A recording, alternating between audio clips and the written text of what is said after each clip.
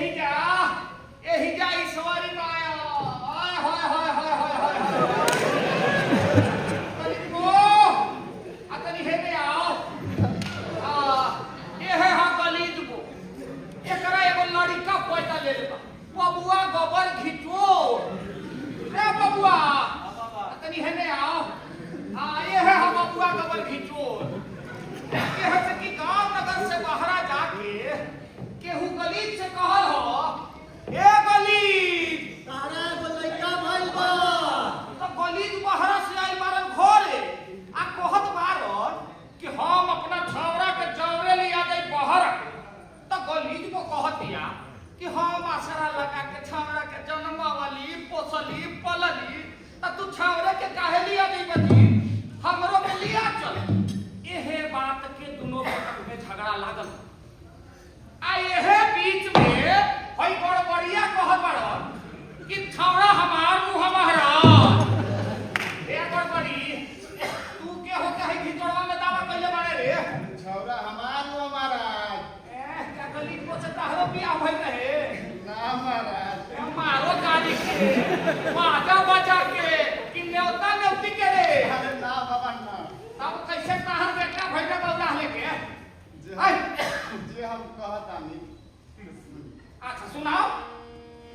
राह में पवनी खलिहा जाली आ खोजत अइलन एगो पुचाली आ रुपया धइनी ले निकाली ले जस आपन खलिहा जाली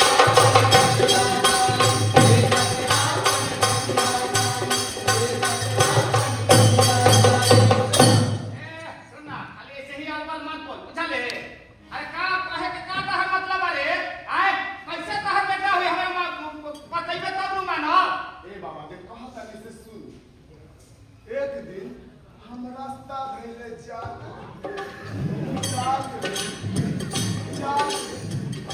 ओने से लड़कवा के मतलब में चलल आओ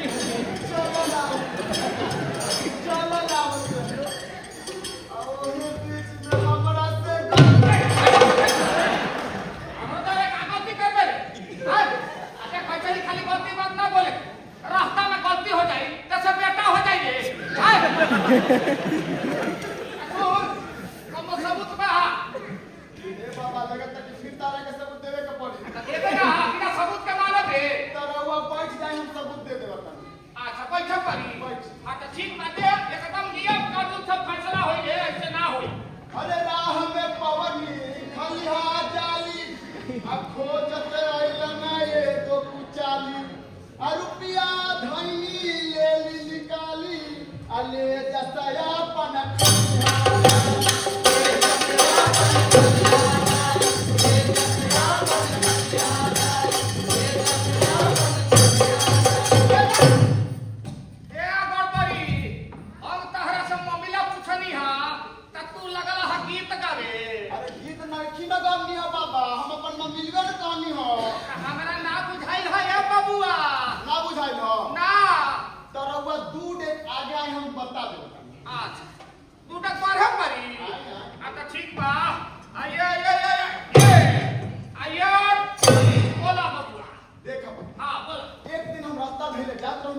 रास्ता में हमरा के डोरा आने मारे मानी बैग तो ओकरा में अपना रुपया पैसा धइनी आ कुछ दिन के बाद उ मनी बैग वाला अपन मनी बैग छीन गेल तो अपन मनी बैग ना ले गई हमारा के हमर रुपया ढौआ सब रे बाबरा सही बात तोरा पहले तू कहला रे ओए अब देख एह गरीब के रास्ता में कनियो एगो डोरा मिलल आ मनी बैग माने परस पैसा रखे वाला मनी बैग मिलल त एह गरीब ओ मनी बैग में अपन कुछ रुपया पैसा धइल तब फिर कुछ दिन के बाद उ मनी बैग वाला अपन मनी बैग छीन गइले तब खाली अपन मनी बैग ले दी है हो हैं कि हकर रुपया ढबुआ सहित लेके चल ना रे बबुआ गबर की तो तू गड़बड़िया में जो बाबा